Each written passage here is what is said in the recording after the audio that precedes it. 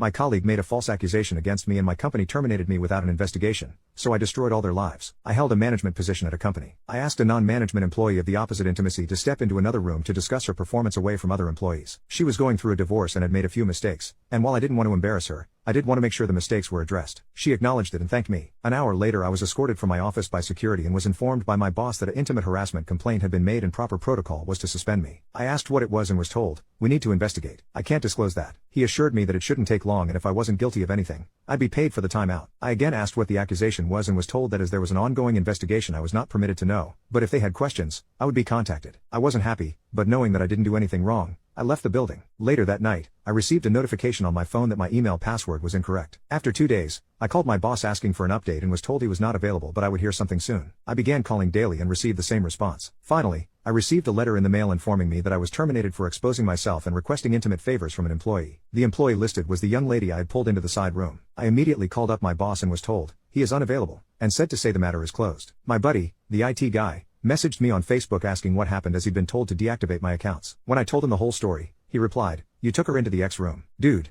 there's a security camera in there. We keep Y in there, so we always have the camera on." Sure enough, he pulls the footage and there I am, holding a pile of papers, pointing to them, and keeping my pants on the whole time. I left a message from my boss that the alleged incident occurred in a room with surveillance and that I would be contacting an attorney and subpoenaing the video record. I received a call back 15 minutes later asking me to please participate in a phone conference with him and HR. The conference went as expected. They didn't realize it had occurred in a room with surveillance. They have a zero tolerance policy that they have to enforce. You can't be too careful in this day and age, and they regret that this didn't come to light sooner. They've already replaced me, and as it wouldn't be fair to terminate my replacement as she's done nothing wrong, they don't have a job to offer me back. However, as a gesture of goodwill, they're going to pay me through my suspension, change my file so it reads that I voluntarily resigned, and provide me with a good reference. I replied that wasn't acceptable. They made a false accusation against me, withheld vital information that I could have easily refuted, refused to take my calls, and completely failed in their own investigation by not checking video footage that would have immediately exonerated me. They asked what I thought would be fair. I told them they could immediately terminate the employee who made the accusation and either give me my job back or pay me 1 year's salary in addition to what was offered. My boss said that he could not discuss another employee with me and that neither of those options are feasible. The only options I have are what he already offered. I replied that the options I gave were the only way I was not going to sue the company along with the employee. My boss replied that I signed an agreement when I was first hired saying I would take all disputes through arbitration and that I waived my right to sue the company. I do not remember signing the agreement, and I have not seen it, but it apparently says that I will take all disputes to arbitration.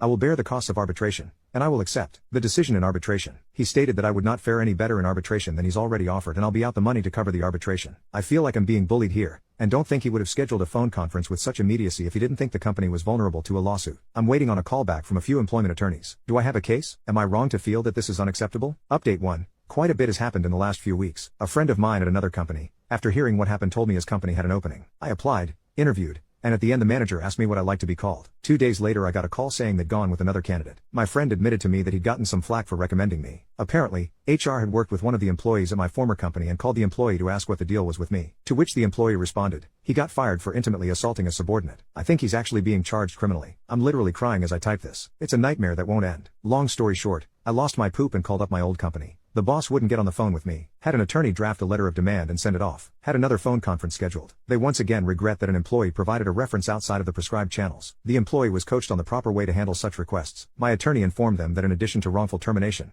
we would be adding defamation to our complaint against them. They insist that they have not broken any laws and they cannot control the actions of an individual employee who went against company policy. So we're at an impasse there. Either I move ahead against them, or I walk away. At this point, I'm ready to drag this through court. I tried to take the high road and go elsewhere, but they're regretting a lot that they've done to me without any action to correct it. Oh, I almost forgot. A few days after my last post, they sent me a packet of papers, standard non-disclosure notifications, COBRA, and a blank copy of the arbitration agreement for me to sign. Why a blank one, you ask? Well, it seems somebody effed up. They weren't making people sign when I was hired, and HR never bothered to have me sign the agreement when I worked there. I of course have signed nothing that they sent me including that agreement. I considered allowing arbitration if they pay the costs and I have approval over who is selected, but my attorney has advised me not to do that. I wish I had better news to report. Things aren't as hopeless as they'd first seemed, but not as easily fixable either. As for the employee who made the accusation, I know you're eager to hear, but at this point, I can't comment on what's happening there. Update 2. Everything has been resolved, and I've been wanting to give you guys an update but had to wait until my lawyer gave me the okay to talk about things. So let's start from the beginning. I pulled one of my direct reports, Deborah, into another room to discuss a few mistakes she made, but did not discipline her further. After this, she went to Joyce, one of the managers above me but not in my direct line of report, equal to my boss in terms of reporting structure. When Joyce heard that I had taken Deborah into another room without any witnesses, she said to her that it was unprofessional. Apparently, her exact words were, "You know, you could accuse him of being inappropriate with you,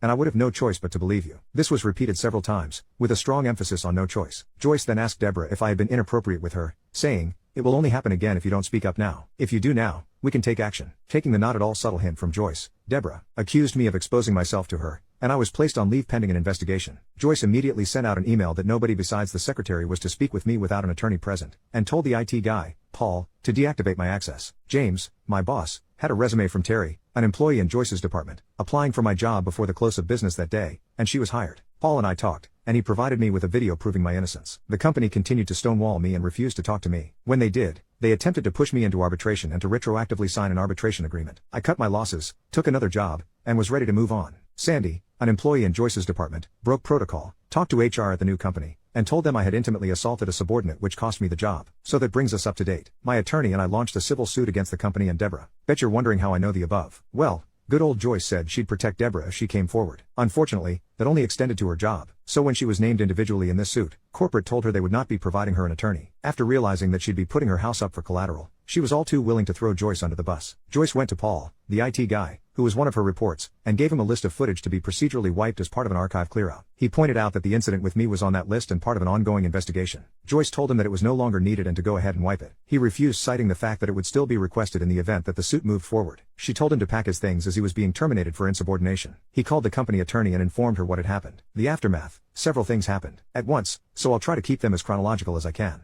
Deborah's attorney contacted mine stating that, conditional on me dropping the suit, she would admit that she lied and explain what went on behind the scenes. Dana, the company attorney, got the call from my attorney with the details from Deborah shortly after she finished talking with Paul about him being terminated for refusing to destroy evidence. Deborah and Joyce were terminated for cause that day. Paul was told that his job was safe. My attorney received a call, and it was made clear that the company didn't want this to go any further and wanted to talk settlement. I won't go into all of the details, but what I can say is I was offered my job back with a very fair increase. I received back pay from the date of suspension, and a public apology was offered from the very top. Terry is now working in Joyce's old position. She's incredibly cool about things and felt horrified when she found out what happened. James and I are good now, and he has personally apologized for not sticking up for me.